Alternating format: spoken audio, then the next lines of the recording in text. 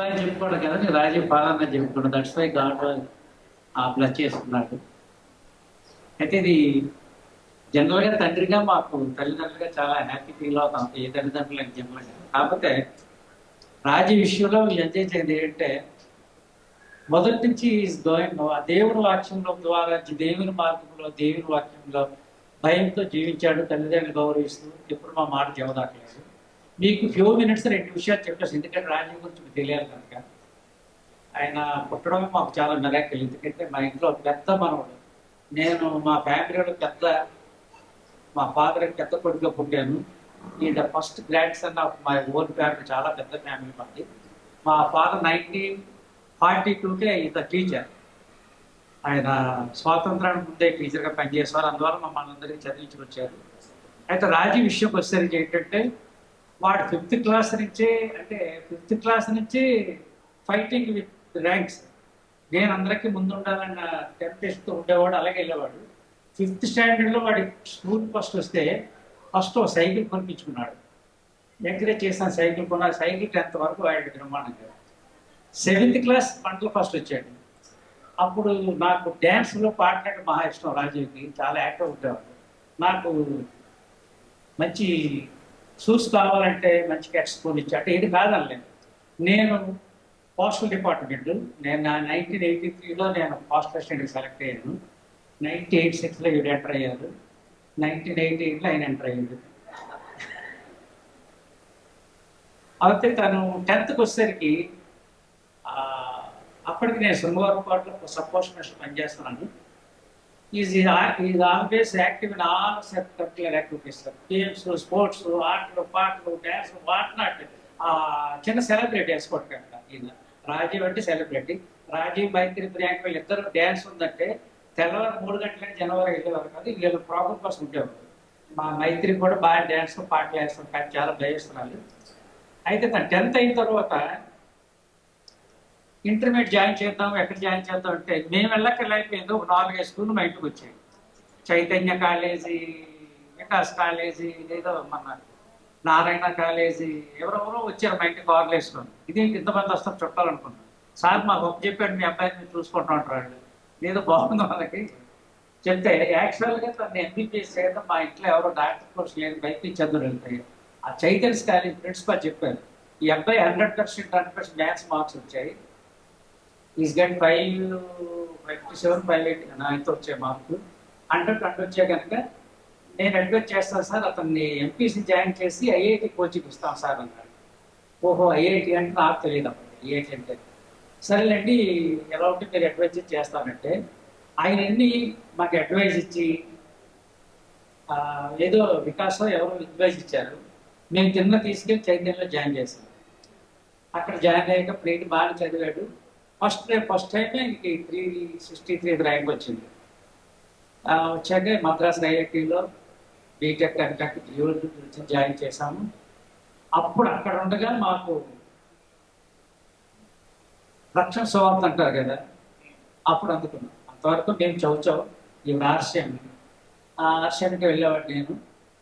అయితే నేను పక్క హిందూ, ఆచారాలు, వ్యవహారాలన్నీ, పాటలు, పద్యాలన్నీ నేను చేసేవాడిని. అయితే ఆవిడ అలా మార్చుకొస్తే, రాజీ ఎప్పుడైతే జైపాల్ గారు చర్చికి వెళ్ళేవారు మద్రాసులో, మేము ఫస్ట్ ఇయర్లో సెమిస్టర్ వెళ్ళేటప్పుడు ఆ చర్చికి తీసుకెళ్ళాక ఆయన చెప్పాడు అనమాట, వాక్యపరంగా ఎలా ఉంటుంది, ఇది ఆచార వ్యవహారం ఉంటుంది కనుక వాక్యపరంగా వెళ్ళండి అంటే, అప్పుడు మేము ఆయన దగ్గరే తీసుకోవడం జరిగింది. డ్యూటీ రాజీవ్. అప్పటి నుంచి మేము పెద్ద కోసం తెచ్చుకెళ్ళడం జరిగింది. అయిపోయిన తర్వాత తను ఫస్ట్ ఇక్కడ టీవీఎస్ మోటార్స్లో సీనియర్ డిజైన్ ఇంజనీర్గా ముందు వెళ్ళాడు. జాయిన్ అయిన తర్వాత ఆ తర్వాత ఎక్కడికి వెళ్ళాడు, జర్మనీ వెళ్ళాడు, బాస్ కంపెనీలో బెంగళూరులో చేశాడు. వాడి వల్ల మేము ఏంటంటే, అసలు ఎస్కోట, విజయనగరం, విశాఖపట్నం తప్పితే మాకు ఏ నగరం తెలియదు. నేను పోస్ట్ వాడిని కనుక అప్పుడు మైసూర్ ట్రైనింగ్కి వెళ్ళేవాడిని, బెంగళూరు చూసేవాడిని, కానీ వీడికి అసలు ఏమి తెలియదు. అయితే వీడి దైవాలు ఏంటంటే, మేము బొంబాయి, బెంగళూరు అంటే మా సొంత ఊర్లో తిరగడం. హైదరాబాద్ వచ్చిన తర్వాత మేము బొంబాయిలో మనవాడు టాటా లేదు మహేంద్రాలో ఒక స్టార్టప్ కంపెనీకి ఎగ్జిక్యూటివ్ ఉండేటప్పుడు మేము అక్కడ ఉన్నప్పుడు చెప్పాం, డాడీ రాత్రి పక్కన ఒకలా ఉంది ఇక్కడ మేము బొంబాయిలో, బెటర్ టు ట్రై హైదరాబాద్ చెప్పాం. అయితే మా అడ్వైజ్ వినేవారు. మేము ఏం చెప్పినా అమ్మాయికి చెప్పినా సరే డాడీ అని ఇద్దరు ట్రాన్స్ఫర్ చేసి వచ్చారు. మా ప్రీత కూడా. ఇంకోటి చిన్న అబ్రహాం అది చెప్పడం మర్చిపోయాను. ఆ చిన్న వెళితే వద్దు చెప్పకపోతే ఎంత నా కొడుకుని చెప్తా ఉంది. అబ్రహాము ఎవరు ఇస్సా కోసం ఎవరిని అమ్మాయి కావాలని ఏదో దేశాన్ని పంపిస్తారు ఆరింటికి సొంతం. యాక్చువల్గా ఆంధ్ర వాళ్ళు తెలంగాణ అమ్మాయి కుదిరింది. అర్థం ఏంటంటే ఇక్కడ నడిపించుకు వచ్చాడు దేవుడు. ఆ తెలంగాణ అమ్మాయి రావడం తెలంగాణ సెటిల్ అయ్యడం అనుకుంటాం. అయితే అయిపోయిన తర్వాత బెంగళూరుతో ఇక్కడికి వచ్చిన తర్వాత హైదరాబాద్ వచ్చిన తర్వాత ఫస్ట్ ఆయన తుకాన గేట్ దగ్గర ఉండేవాడు. అక్కడ ట్రై చేశాను ఇల్లు. ఆ తర్వాత కోకట్పల్లి ప్రజాయిలకు వచ్చాడు. అక్కడ చాలా లీడర్ కమ్యూనిటీ బాగుంది కొనేమన్నాం. ఎందుకు అవ్వలేదు, ట్రై చేసాం. హిందీ ఫార్చ్యూన్కి వెళ్ళాం. హిందూ ఫార్చ్యూన్లో ఉన్నాం. హిందూ ఫార్చ్యూన్లో కూడా వెతుకాం. ఆల్రెడీ బేరం అయిపోయింది, ఇల్లు కొనేస్తానన్నాడు. ఎందుకో డాడేది మరి రాక్ అంటే మొత్తం జంగిల్లో ఉంది అక్కడ. తర్వాత ఇక్కడికి వచ్చాడు. ఇక్కడికి వచ్చిన తర్వాత ఫిబ్రవరిలో వచ్చాడు. మేము మార్చిలో విజిట్ చేస్తాం. ఇక్కడికి వచ్చి చూసిన తర్వాత జస్ట్ ఇల్లు చూసినట్టు మామూలు చూడటానికి వెళ్ళాం. మా ఏదో తీసుకుందాం అనుకున్నాం. ఈ ఇల్లు చూపించాడు ఆయన. ఇది స్పెషల్ సార్, ఇది మా ఓనర్ గారు. వెళ్ళి చూసాకంటే అది చాలా అమితంగా నచ్చింది మాకు. ఈడంటే సంస్థాపతి దగ్గర వెళ్ళా రెడీ అయిపోయిన దగ్గర నేను అడ్వాన్స్ కూడా ఇచ్చాను. అక్కడ వెళ్ళిపోతాను. వెళ్ళాలని జల్లలేదు లిప్స్ వచ్చేసి లీడర్ కమ్యూనిటీలో ఉంటుంది. అయితే సెక్యూరిటీ ఉంటుంది, ఇది ఉంటుంది. మా అడ్వైస్ ముందు ఇల్లు కొనే ఇక్కడ. నెక్స్ట్ ఆఫ్టర్ దట్ నువ్వు ఎలా కొనుక్కుంటుంది. ఇక్కడ దేవుడు శక్తిస్తాడు మనకి. ఇక్కడి నుంచి ఎక్కడో పల్లెటూరు నుంచి నడిపించుకొచ్చి ఇక్కడ కార్పొరేట్ సిటీలు నిలబెట్టి దేవుడు ఇంకా అద్భుతాలు చేస్తాడు. ఆయన నమ్ముకొని ఉంటాడు. అదే విశ్వాసం మాకు. ఎందుకంటే మేము కూడా ప్రభునందు మాకు ఏది కావాలి ఏది చేయాలంటే ఎగ్జాక్ట్ నడిపించుకెళ్ళిపోతాడు. నా నోటితో అంటుంటాను, నేను అమాయకంగా అనేస్తాను. వాటి 10 lakhs జీతం వచ్చే 10 lakhs అంటే నాకు నచ్చలేదు. 25 lakhs వస్తుంది చూడండి. ఆ నెక్స్ట్ ఇయర్ 25 lakhs ఉద్యోగం వెళ్ళిపోయేవాడు. అంటే 25 lakhs ఇంటి ప్రయాణం చాలా తక్కువగా ఉందంటే మీకు అంత లేదంటే ఐ వాంట్ 50 lakhs 50 lakhs చేద్దాం అంటే నేను అడగడం. అలాగే నేను చెప్పేవాడు, అరే నువ్వు నాకు 1,50,00,000 ఇళ్ళ నాకు కావాలి, లేకపోతే ఉండలేవు అంటే డాడీ ఆశ కడుతుంటారు డాడీ మనం ఎందుకంటే ఆడ అనేవాడు. కానీ దేవుడు ఇస్తాడంటే ఇది నేను యాక్చువల్గా అన్ఎక్స్పెక్టెడ్గా అనేసేవాడు అనమాట అమాయకంగా. అలాగే దేవుడు ఇంతవరకు ఇచ్చేది. తర్వాత నాకు నా పోస్టల్ డిపార్ట్మెంట్లో ఉండడం వల్ల నా పోస్టల్ మాకు అక్కడ పిఎంజీ గారు ఉంటారు, వెంకటేశ్వర గారు అని. ఆయన వస్తారేమో రావచ్చు. మంచి కరోనా టైం, ఎవరి ఇళ్లలో వాళ్ళు ముడుచుకొని వచ్చిన టైంలో ఆయన ఫోన్ చేశారు. రాజీ మీరు మాకు క్లాస్ ఇవ్వాలి మా ఎస్పీకి ఏఎస్పీకి అంటే నేను నచ్చేది. నేను మీసాలు పెట్టిపోయి పెద్ద అయిపోయి నేనన్నా తెలియదు. నాకు చిన్నపిల్లలు అడిగితే ఏం చెప్తాడు ఐఏఎస్ ఐపీఎస్ కానీ నేను అనుకున్నాను. ఇంకా దేవుడు హెచ్చించినప్పుడు మనం ఎవరు ఆపలేము. అదే అనుకుంటాను నేను. ఆయన దక్షిణాస్తం కింద మనకి ఎప్పుడు రక్షణ ఉంటుంది నమ్ముతుంటాం. అందుకే నేను ఎప్పుడు హ్యాపీగా ఉంటుంది, దేని భయపడను. ఎవరంటారు ఏం పెద్ద ప్రమాదం జరిగిపోతే ఎవరో వస్తామంటే రాని నా దేవుడు my God is always with. అంటే మా డిపార్ట్మెంట్లో చాలా మంది ఊహించిన స్థితికి నన్ను తీసుకొచ్చాడు. ఎందుకంటే చాలా మంది కామెంట్ చేస్తారు. నేను యాక్చువల్గా నేను నా స్టోరీ చెప్తే నాకు చెప్పను. కాకపోతే పాటలు ఆర్కెస్ట్రా మెయింటైన్ చేశాను. దయాపాక్షంలో అర్జునుడు కృష్ణుడు వేషాలు వేసేవాడిని. ఇవన్నీ నుంచి దేవుడు తప్పించాడు. అవి వదిలేసిన తర్వాత ఇవన్నీ ఈవిడైతే ఇంత పెద్ద పుట్టు పెట్టుకుండేది. ఇక్కడ అర్థంలో చాలా అందంగా ఉండేది.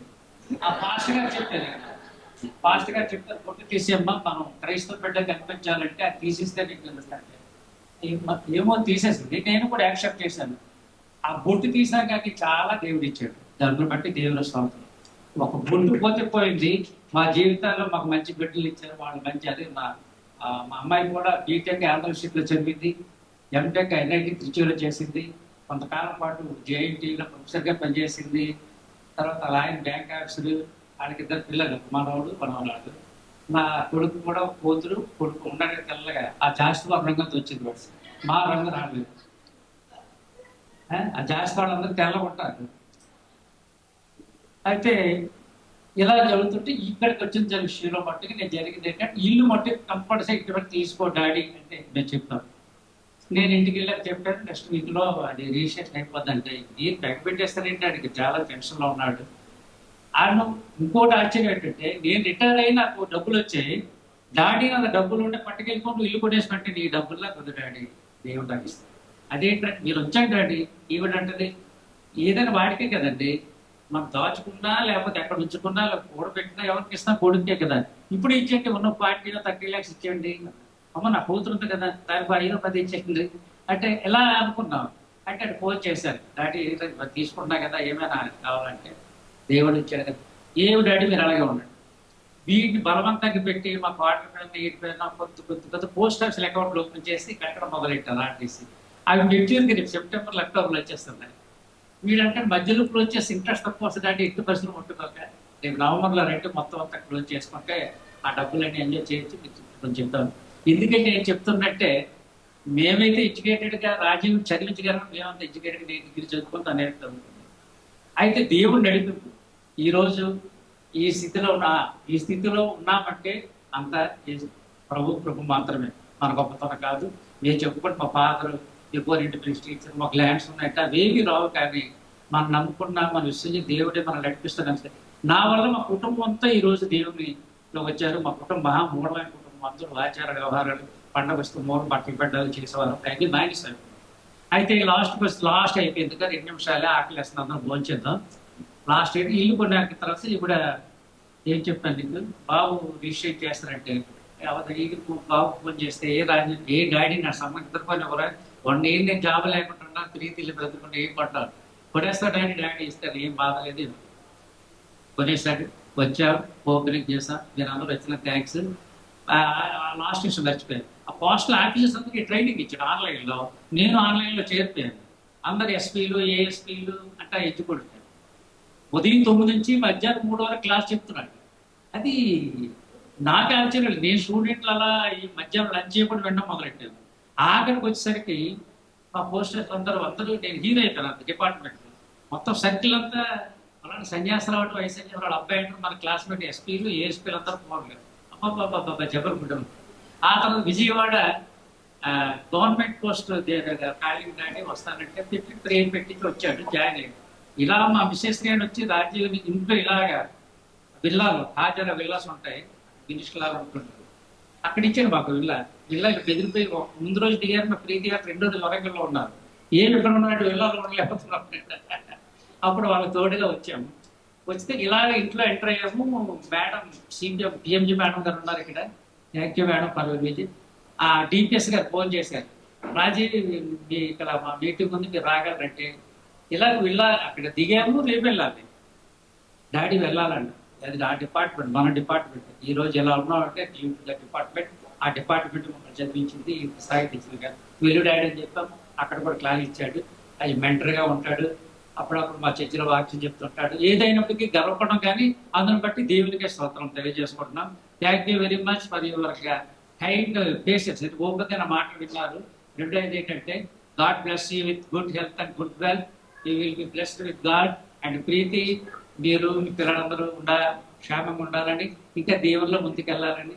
వచ్చిన మా ఫ్రెండ్స్ అందరికీ, మా చర్చ్ మెంబర్స్కి, మా కుటుంబ వందనాలు తెలియజేసుకుంటూ థ్యాంక్ యూ వెరీ మచ్. మేము ఇచ్చిన ఫుడ్ లంచ్ ఉందా ఏమిందా చిన్న ముక్కలు ఇచ్చారు తెలియసి వెళ్ళిపోవడం కనుక లంచ్ కూడా ప్రొవైడ్ చేశాము. అందరూ హాయిగా లంచ్ చేసి వెళ్ళిపోకండి, మళ్ళీ మన పాటలు పాడుకోవచ్చు. ఇక్కడ తిన్నాక మన బలం వస్తుంది. అందరూ దేవుని పాటలు సిద్ధిద్దాం. 1 గంట 2 తీసుకొని వెళ్ళండి. Thank you very much. Thank you pastor గారు, మీరు ఇచ్చిన అవకాశం బట్టి.